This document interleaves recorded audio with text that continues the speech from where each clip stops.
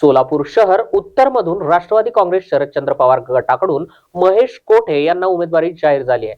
महेश कोठे यांना उमेदवारी जाहीर होताच कार्यकर्त्यांकडून जोरदार जल्लोष साजरा करण्यात आलाय। शरद पवार हे शब्द पाळणारे नेते आहेत हे त्यांनी सिद्ध केलंय। 2.5 वर्षांपूर्वी शरद पवारांनी मला शहर उत्तरच्या उमेदवारीबाबत शब्द दिला होता, तो त्यांनी पाळला आणि मागील 20 वर्षांपासून विजयकुमार देशमुख यांना मोठी पदं मिळाली, मात्र त्याचा उपयोग त्यांनी सोलापूरसाठी केला नाही। विजयकुमार देशमुख हे 5 खात्यांचे मंत्री राहिले, मात्र त्याचा सोलापूरला उपयोग केला नाही। मालकच राहिले, मात्र जनतेला मालक केलं नाही। सोलापूरला मालकाची नव्हे तर चालकाची गरज आहे। राष्ट्रवादी काँग्रेसचे उमेदवार महेश कोठे यांची उमेदवारी मिळताच भाजप आमदारावर त्यांनी टीका केली आहे। राष्ट्रवादीची आज पहिली यादी जाहीर झाली आहे। जिल्ह्यातून तुमचंच नाव पहिलं आहे, कसं? 2.5-3 वर्षापूर्वी जे पवार साहेबांनी मला शब्द दिला होता तो त्यांनी सार्थक करून दाखवला आणि दिलेला शब्द पाळणारा नेता म्हणून शरद पवारांची ख्याती आहे। विरोधकांनी किती जरी त्यांच्यावर टीका केली तर त्यांनी सिद्ध केलं आहे की माझ्यासारख्या छोट्या कार्यकर्त्याला त्यांनी दिलेला शब्द पाळलेला आहे। रात्री 2 वाजता जयंत पाटलांच्या उपस्थितीत आपला प्रवेश झाला होता पक्षात, आता कुठेतरी तो सफल झाला आहे तिकिटाच्या माध्यमातून असं वाटतंय? रात्री जयंत पाटील साहेबांचा 2 वाजता मला फोन आला आणि माझं अभिनंदन त्यांनी केलं। ते म्हणाले तुमचा कोणी प्रतिनिधी असेल तर ज्याकडे AB फॉर्म देतो। खरं तर आज फॉर्म भरायचा माझा मुहूर्त होता, परंतु त्यावेळी कमी वेळ होता आणि सगळ्यांना भेटणं गरजेचं होतं, त्यामुळं मी त्यांना सांगितलं की ठीक आहे, उद्या मला फॉर्म मिळाला तरी चालेल, मी सोमवारी फॉर्म भरणार आहे। आणि रात्री 2 वाजता तुमचा पक्षात प्रवेश झाला होता, जाहीर प्रवेश जयंत पाटलांच्या उपस्थितीमध्ये।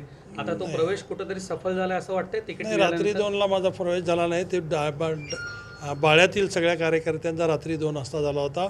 माझा प्रवेश मुंबईमध्ये त्याच्या आधी झालेला होता आणि त्यावेळीसुद्धा पवारसाहेबांनी मला घेत असताना आमच्या इतर मित्र पक्षांनी त्याला विरोध केला होता की तुम्ही एकमेकाचे आपल्या आघाडीतले लोक घेऊन जाऊ नका, त्यामुळे माझा प्रवेश थांबला।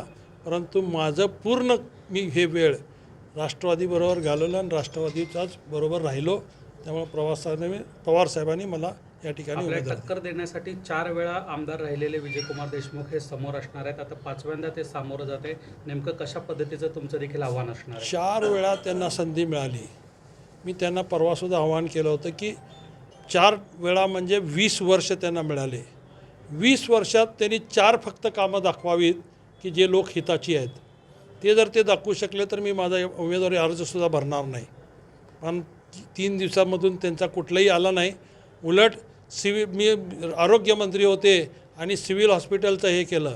सगळ्यांना माहिती आहे, आपण मीडियालासुद्धा माहिती आहे, जनतेला माहिती आहे, सिव्हिल हॉस्पिटलचं मोठं काम मशिनरी आणण्याचं वगैरे प्रणितीताईंनी केलं होतं, त्याचा पाठपुरावा प्रणितीताईंनी केला होता, हे आपल्या सगळ्याला माहिती आहे। इवन दुहेरी लाईनच्यासाठी महाविकास आघाडीची सत्ता असताना पवारसाहेबाच्या माध्यमातून मी अजित पवारांना गळ घातल्यावर 200 कोटी रुपये त्यावेळेस अजितदादांनी दिलेले आहेत।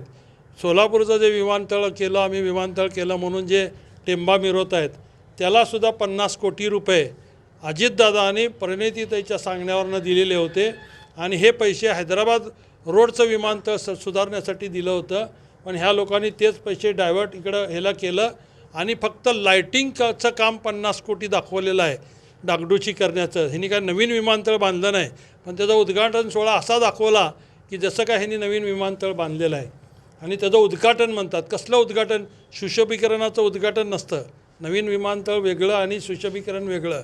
त्यांनी फक्त सुशोभीकरणाचं काम केलं आहे। अजून विमानसेवा चालू होणार आहे, झाल्यानंतर त्याचा कितपत फायदा सोलापूरला होणार आहे ही येणाऱ्या काळामध्ये दिसणार आहे। केवळ इलेक्शन डोळ्यासमोर ठेवून फक्त त्यांनी आत्तापर्यंत जशी सगळी कामं केली तसं ही इलेक्शन डोळ्यासमोर ठेवून फक्त घाईघाईने केलेलं उद्घाटन आहे असं मी समजतो। अर्ज कधी भरणार आहात आणि कोण मोठे नेते पक्षात नाही, मी अजून कोणाशी बोललो नाही, कारण रात्री उशीरनं जयंत पाटील साहेबांचं माझं बोलणं झालं।